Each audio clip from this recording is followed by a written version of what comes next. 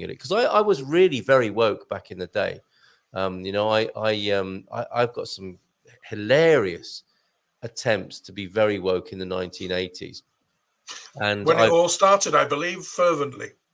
I went from being a kind of sort of public school educated Southerner to being a Northern socialist, feminist, vegetarian, vegan, gay rights supporting, gay adoption supporting. There wasn't enough virtue signaling that I could do back in those There's nothing days. wrong with any of that, though, is there? That's the truth of the matter. I'm not saying there is. I'm not saying there is. I'm just questioning my own Oh, I see. reasons for doing those things back then. I just wanted to be seen as a good person. Did you want to fit in with a certain Wasn't group of about people? those issues. It wasn't about those issues. I was using those issues, and that's what I think is a struggle for people with woke culture. Is it about the people you're trying to help, really, or is it about what you're trying to say about yourself and how good you're trying to look? And I can admit that I wanted to. That can be wrapped up in 2 words: virtue signaling. You know, at the end of the day, I believe I think there's an aspect of both things. I mean, when you're, I think.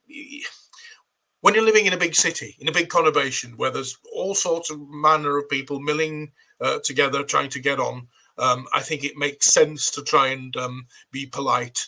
If it's called woke, so be it. But at the end of the day, you've got a lot of people who you're trying to sort of muddle along with. And if you have to be woke in order to do that, well, I think so be it, because you're going to do yourself a disservice if you constantly offend people. For whatever reason. I think you're talking about the aware end of woke. Yeah. There's awareness to other people's needs and politeness and thoughtfulness, which I agree with you. It's a great thing. And the other more demonically possessed end of woke is it's about me. And I am actually exploiting minority groups for my benefit by being interested in their cause and talking about it. And that, I think, is the kind of toxic end, if you like. And I'm not saying people shouldn't do it. I'm just saying that's my observation about it. And those are the people who tend to be called out, aren't they?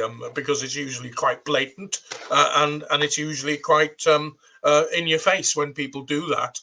You can call it out from a mile away. We don't like inauthenticity. We kind of know, don't we? It's like when you're dealing with a salesman who's trying to meet his targets or genuinely wants you to have a good experience of the product.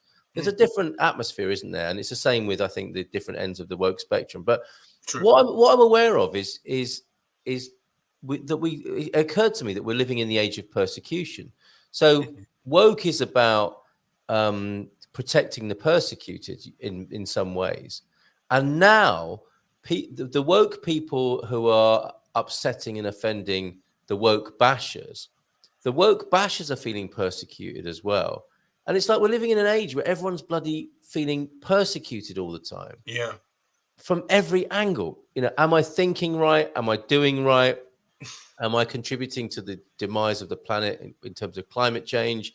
Am I buying the right products, fair trade, because I'm, supporting a sweatshop? There's this whole sense of, there's a lack of joy and a sense of persecution. And I thought to myself, well, why is that? Why have we entered the age of persecution? Why is everybody worried that they're doing the wrong thing or pointing out that other people are doing the wrong thing? What's that all about? And I think that is because we've become secular and atheistic and agnostic. And that's what my comment was about, fearing God and not each other. We fear each other now. And there's something about fearing something bigger than yourself rather than something similar to yourself and nuances of judgment about the other people. And it occurred to me that in an age where we don't fear God, and by that I mean have awe and respect for, and by all means exchange the word God with life. Let's call it life. Let's call it the great power, the thing that is bigger than us, from which we came. Let's say that some people will call that God, others might call it life. If we could possibly have a unifying sense of the thing I'm talking about, so please don't get triggered about the big man with the white beard in the heavens judging you, but more like the greatest experience of the totality of life and the universe from which you come and to which you'll return. That's what I'm talking about. If we had an awe for that and an awareness that we could die at any minute, which is actually the truth, isn't it? Yes. For any reason, you or I could keel over right now and it would be over. But we're surrounded, aren't we, by our comfort and luxury that convinces us that's not going to happen. And what a wonderful way of putting it. If we and you're quite right. Yeah, if we feared that as in something worth fearing, like the end of my experience of life, if we feared that such that we glorified life itself and were respectful of each other because we're all trying to do that, that's what I meant about fear of God. And the other thing is, wouldn't it put all the BS into perspective, and you would stop worrying about that? I mean, exactly, if one of us knew that the end was nigh in the next 10 minutes, surely to God we wouldn't be worrying about wokery, would we? It's what happens, Doug, isn't it? If you or I do keel over in the street, no one checks to see if we believe in climate change or gay marriage, do they? They'll help you to stay alive first of all, and then they might try and kill you for your views once you've come round and are conscious again.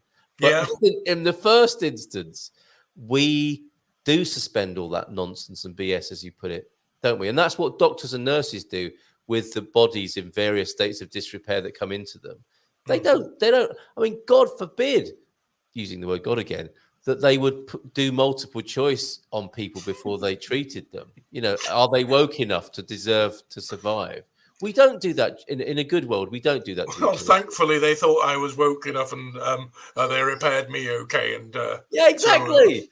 Exactly. So for the first time since that terrible episode in my life, I'm doing a podcast and a live stream with you, Carl. So I'm so chuffed about that. Yeah, isn't it? And I could say, couldn't I? Thank God for that.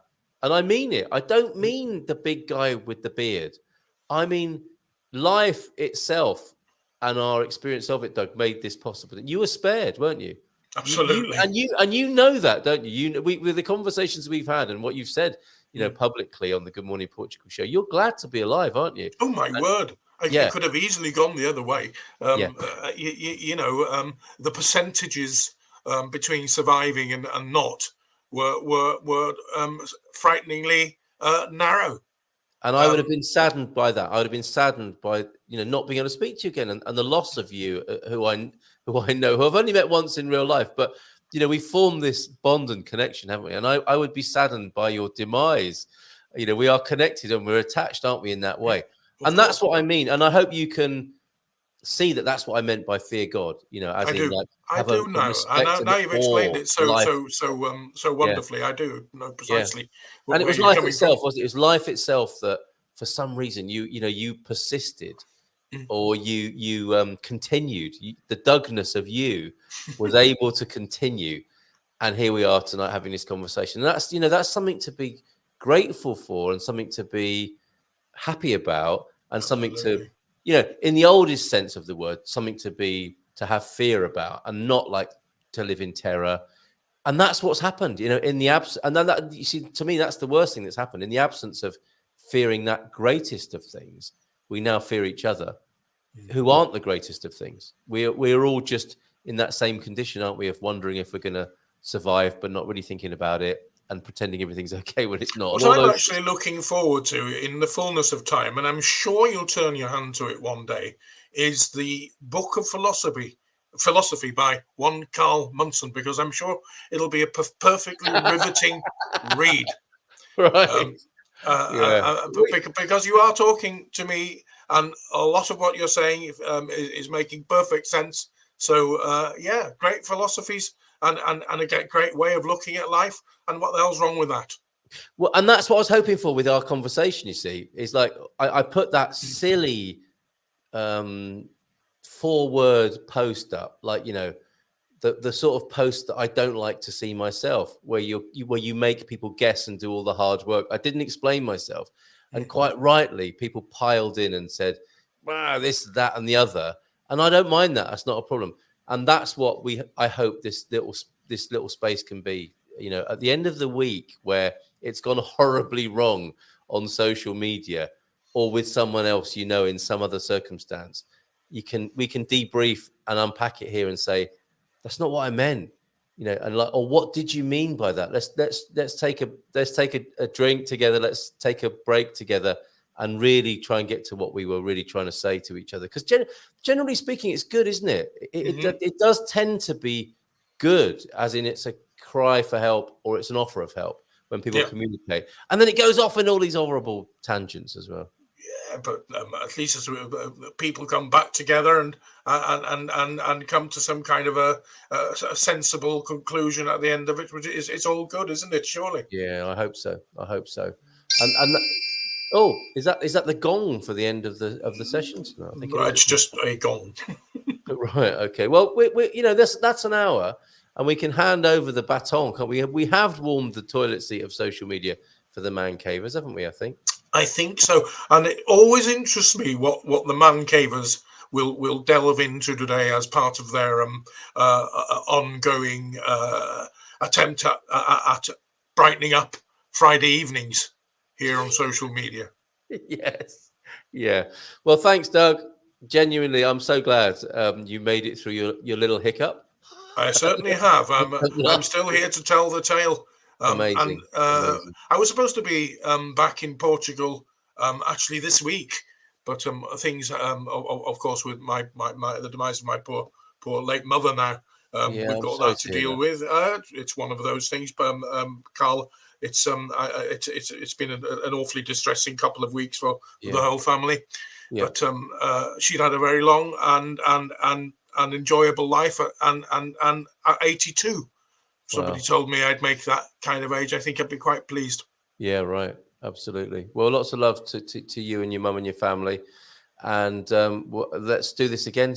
We are thinking there'll be a sort of Friday night habit, right? I think Friday night habits are good. Excellent. Okay. It's a better habit than the old one I used to have, which involved stilettos and blonde wigs. So let's pick that up. Yeah. Next week. That can be where we start next week then. Blonde. You could very well mistake me for Lily Savage. Wow. Friday nights in Wales. Mm-hmm. Thank you. Cheers, Squire of the Shires. To anyone who's tuned in tonight, including you, Squire of the Shires, and Peter, who was here earlier on. Thank you so much for indulging us. Enjoy the Man Cave.